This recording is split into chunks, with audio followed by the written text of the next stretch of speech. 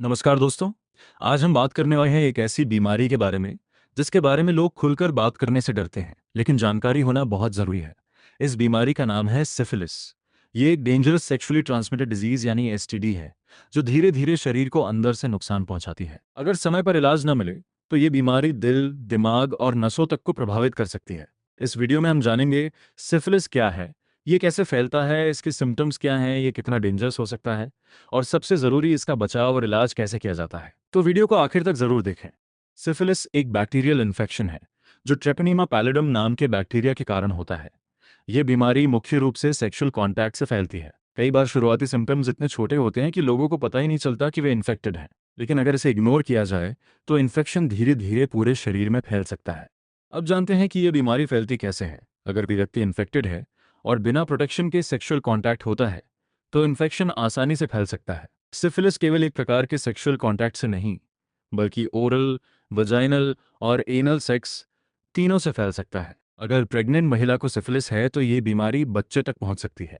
इसे congenital syphilis कहा जाता है, जो न्यूबॉर्न बेबी के लिए बहुत डेंजरस हो सकता है। सिफिलिस के घाव यानी सोर्स बहुत इन्फेक्शियस होते हैं। इनके डायरेक्ट कॉन्टैक्ट से इन्फेक्शन फैल सकता है। दोस्तों, सिफिलिस धीरे धीरे अलग अलग स्टेजेस में बढ़ता है और हर स्टेज के सिम्टम्स अलग हो सकते हैं। सबसे पहले आती है प्राइमरी स्टेज। इसमें शरीर पर एक छोटा पेनलेस घाव बनता है, जिसे चैंक्र कहा जाता है। ये घाव जन्नांगों पर, मुंह में या एनस के आसपास हो सकता है। कई बार ये घाव दर्द नहीं करता, इसलिए लोग इसे इग्नोर कर देते हैं। सबसे खतरनाक बात यह है कि घाव अपने आप ठीक भी हो सकता है, लेकिन इन्फेक्शन शरीर में बना रहता है। अगर इलाज न हो तो बीमारी सेकेंडरी स्टेज में पहुंच जाती है। इस स्टेज में शरीर पर लाल रैश या दाने निकल सकते हैं। हथेलियों और पैरों के तलवों पर भी रैशेस हो सकते हैं। इसके अलावा बुखार, कमजोरी, गले में दर्द, बाल झड़ना और वजन कम होना जैसे सिम्टम्स दिखाई दे सकते हैं। कई लोगों को यह स्किन एलर्जी जैसा लगता है और वे इसे गंभीरता से नहीं लेते। इसके बाद बीमारी लेटेंट स्टेज में चली जाती है। इस स्टेज में कोई सिम्टम्स दिखाई नहीं देते, व्यक्ति सामान्य लगता है, लेकिन बैक्टीरिया शरीर के अंदर एक्टिव रह सकता है।